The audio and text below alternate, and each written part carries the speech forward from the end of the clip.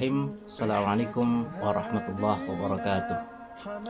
Sahabat Islah TV atau pemirsa Islah TV yang dirahmati Allah, Alhamdulillah pada hari ini kita sudah memasuki hari-hari terakhir di bulan suci Ramadan, ya, tepatnya di 10 hari terakhir di bulan suci Ramadan.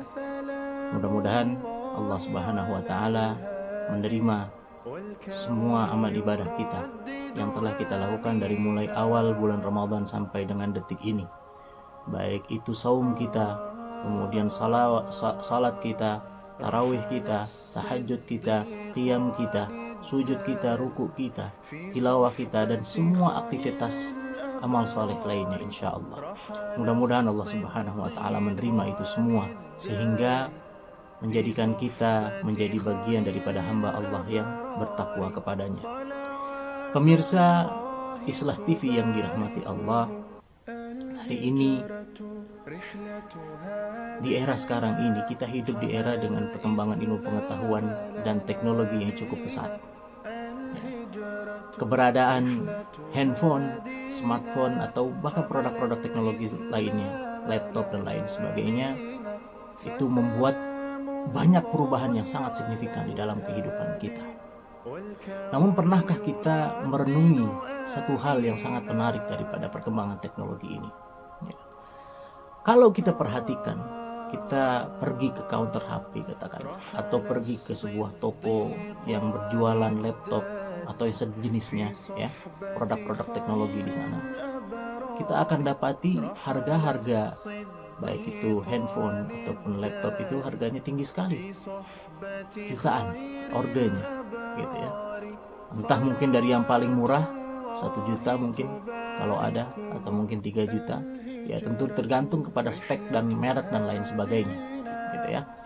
Tapi yang jelas, ya, kalau kita kembalikan kepada fungsi daripada HP tersebut, ya kita bisa dapati bahwa saat ini fungsi HP atau smartphone ini memang memiliki banyak sekali fungsi komunikasi, baik itu melalui komunikasi tekstual maupun komunikasi melalui video, audio, visual, ya, ataupun bahkan hal yang lainnya. Kita bisa menjelajahi dunia melalui informasi-informasi yang ada di internet, ya, melalui genggaman tangan saja yang ada di dalam HP tersebut.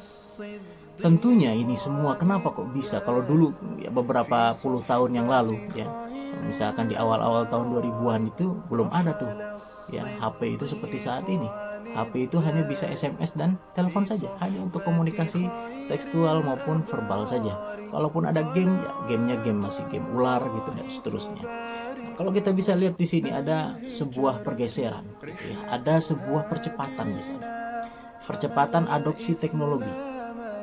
Ya, dari yang awalnya hanya komunikasi tekstual dan verbal saja, sekarang sudah merambah ke jaringan internet dan seterusnya. Gitu ya. Sehingga apa?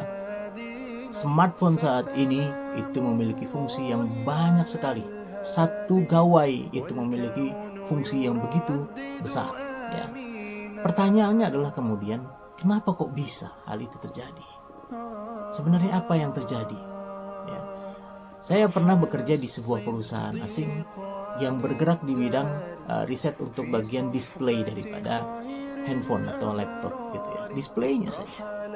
Oh, ternyata menariknya pemirsa Islah TV, bahwa untuk menghasilkan kecerahan tertentu di HP kita, misalkan kita nyalakan HP gitu ya, kemudian masukkan kode, kemudian kita masuk ke layar halaman muka di dalam HP kita misalkan, itu kan kecerahannya sudah berbeda dibandingkan saat HP tersebut masih dalam kondisi terkunci, ya. Kenapa kok bisa hal tersebut terjadi? Ya. Ternyata itu terjadi karena apa? Kita mampu mengendalikan beberapa fungsi-fungsi atau beberapa komponen-komponen yang ada di dalam display tersebut. Misal contoh, karena biasanya display karena layarnya tipis, maka dia biasanya menggunakan OLED, Organic Light Emitting Diode, gitu ya. Nah, Organic Light Emitting Diode itu dia bisa memancarkan cahaya manakala diberikan tegangan atau arus listrik tertentu dengan ukuran tertentu, 3 volt atau berapa miliampere dan seterusnya, ya. Sehingga nanti memancarkan cahaya yang nyaman buat diri kita, ya. Misalkan cahaya, biasanya cahayanya gabungan antara merah, kemudian hijau, kemudian ada biru, ya RGB, red, green dan blue. Kalau saya jelaskan di sini cukup kompleks, tapi menarik. Kenapa? Karena perpaduan daripada itu semua ternyata menghasilkan sebuah fungsi yang luar biasa, yang sangat digandrungi oleh manusia di era ini, di abad ini, gitu ya. Karena orang semua pada tertarik semua dengan tampilan handphonenya mereka, gitu ya. Tingkat kecerahannya, warna-warni yang dihasilkan dan lain seterusnya, gitu ya. Begitu pula kalau misalkan harganya semakin mahal, tentu banyak fungsi-fungsi yang lebih dahsyat lagi, yang bisa kemudian menzoom, gitu ya. Kalau kita pasang kameranya bisa zoom berapa kali lipat, gitu ya, sampai yang jaraknya berapa jauh itu bisa terlihat, dan seterusnya. Tentu analoginya sama seperti tadi, bahwa ada satu parameter yang berhasil dikendalikan. Nah, parameter yang berhasil dikendalikan itulah yang kemudian mampu meningkatkan value atau nilai daripada benda tersebut atau smartphone tersebut, ya, sehingga nilainya kemudian menjadi mahal. Ya, misalkan untuk kamera saja, itu kamera juga ada sendiri komponennya, gitu ya. Perusahaan Samsung tuh mengeluarkan sendiri kameranya. Ya, belum nanti displaynya, itu juga Samsung juga punya produksi sendiri displaynya, dia jual juga ke iPhone dan seterusnya, begitu seterusnya, gitu ya. Nah, poin saya adalah yang ingin saya sampaikan bahwa di sana ternyata ada satu atau paling tidak ada beberapa parameter. Kalau tidak disebut satu, berarti ada beberapa parameter yang bisa mengendalikan jalannya HP tersebut. Ya, ada beberapa parameter paling tidak. Di antaranya tadi ada tegangan, ya, kuat arus listrik gitu dan seterusnya. Misalkan seperti itu, gitu ya. Karena itu berasal dari baterai dan lain sebagainya. Sehingga apa? Hanya dengan istilahnya gampangnya adalah hanya dengan mengendalikan parameter-parameter tersebut, ternyata mampu meningkatkan value. Karena purpose-nya, karena tujuan-tujuannya atau fungsi-fungsi daripada apa yang tersedia di dalam HP tersebut menjadi berfungsi lebih banyak, gitu ya, beragam fungsinya dan menarik bagi manusia. Nah, sekarang kalau kita refleksikan ke dalam tubuh kita, ke dalam diri kita ini juga sebenarnya banyak fungsinya, multifungsi. Otak kita berpikir, bahkan berpikirnya untuk menciptakan tadi, salah satunya adalah menciptakan handphone tadi. Itu juga buah karya daripada otak manusia, ya. Belum lagi mata kita yang tidak terbandingkan berapa piksel besarnya. Belum lagi dengan suara. Belum lagi dan seterusnya. Banyak sekali fungsi-fungsi yang ternyata sebenarnya kita pun memiliki fungsi yang luar biasa sebagai seorang manusia, ya. Punya fungsi yang luar biasa yang sulit untuk ditandingi juga oleh perkembangan teknologi saat ini. Mata saja, berapa megapiksel mata kita kalau misalkan kita mau komparasikan dengan ketajaman kamera handphone, katakanlah misalkan seperti itu. Nah, pemirsa Islah TV yang dirahmati Allah, kalau kita ingin menaikkan, kalau begitu bisa nggak kita menaikkan value kita, menaikkan nilai diri kita sehingga kita berharga tinggi sebagaimana tadi HP, kan gitu. Karena setiap manusia beda value-nya, ya. Nah, ada satu parameter paling tidak yang bisa menyebabkan manusia itu meningkat value-nya. Apa itu? Jawabannya adalah hawa nafsu. Pemirsa Islah TV yang dirahmati Allah, manusia ini built-in-nya itu ada hawa nafsu, ya. Hewan juga ada hawa nafsu, ya. Tapi malaikat tidak punya hawa nafsu, ya. Kalau hewan hanya hawa nafsu saja, malaikat itu tidak memiliki hawa nafsu. La ya'sunallaha ma amarahum wa yaf'aluna ma yu'marun. Tetapi manusia dia punya keduanya, baik itu hawa nafsu maupun akal pikiran. Kalau binatang tidak punya. Manakala kita mampu mengendalikan hawa nafsu yang kita miliki, apapun itu bentuknya, hawa nafsu makan, hawa nafsu seksual yang memang menempel di dalam diri kita, sudah built-in di dalam tubuh kita ini, gitu ya. Manakala kita mampu mengendalikannya, bukan mengekangnya atau bahkan membunuh hawa nafsu tersebut, tapi mengendalikannya, maka bukan tidak mungkin bahwa derajat kita jauh lebih tinggi daripada malaikat. Tapi manakala kita umbar hawa nafsu kita, ya, maka kita jatuh derajat kita di bawah binatang, gitu ya. Jadi ada satu parameter yang bisa membedakan antara kita manusia dengan hewan maupun dengan malaikat. Kita bisa lebih superior daripada malaikat manakala kita mampu mengendalikan hawa nafsu kita, tapi kita bisa jauh lebih jatuh daripada binatang manakala kita mengumbar hawa nafsu kita seluas-luasnya, sebebas-bebasnya, tanpa ada kendali sedikit. Jadi jawabannya adalah hawa nafsu.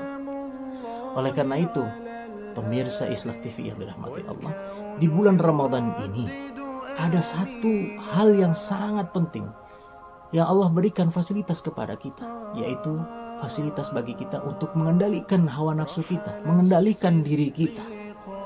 Ya, kalau kata Imam Al-Ghazali rahimahullah di dalam kitab Ihya Ulumuddin, beliau menyatakan bahwasanya puncak atau pokok, ya, inti daripada hawa nafsu ini untuk mengendalikannya adalah yaitu dengan mengendalikan perut atau mengendalikan makan. Oleh karenanya makanya kalau kita sekarang kita merasakan di bulan suci Ramadan ini kita berpuasa, saum gitu ya, menahan diri dari makan, dari aktivitas perut tadi ya, mengisi perut dan seterusnya. Pada hakikatnya sebenarnya salah satu hikmah, pelajaran yang sangat penting di sini adalah bagaimana kita mampu mengendalikan hawa nafsu kita. Sehingga kita tidak terjerumus ya, menjadi lebih rendah derajatnya dibandingkan binatang. Tapi Allah Subhanahu wa taala menginginkan kita untuk ya meningkatkan level kita, value kita jauh lebih tinggi dibandingkan levelnya malaikat. Dengan cara apa? Mengendalikan hawa nafsu kita. Oleh karena itu, sahabat pemirsa Islah TV yang dirahmati Allah dimanapun antum berada, ini sangat penting ya, sangat penting sekali. Makanya perlu kita renungkan sudah sejauh mana kita mampu mengendalikan hawa nafsu kita. Apalagi sudah 20 hari kurang lebih ya, kurang lebih 20 hari Ramadan ini berlangsung. Lalu kemudian kita perlu pertimbangkan lagi, kita perlu nilai kembali, kita perlu muhasabah kembali. Kira-kira hawa nafsu kita, apakah kita sudah mampu mengendalikannya atau belum? 20 hari bukanlah waktu yang sebentar. Dan insya Allah mudah-mudahan Allah Subhanahu wa taala ya meluluskan ujian kita ini, ujian mengendalikan hawa nafsu berbicara, hawa nafsu makan, hawa nafsu seksual dan lain sebagainya. Perlu kita kendalikan. Karena itu modal yang sangat penting untuk kita menjalani kehidupan kita di 11 bulan ke depannya ya. Kenapa ini saya katakan modal yang sangat penting? Karena hidup kita bukan hanya Ramadan saja.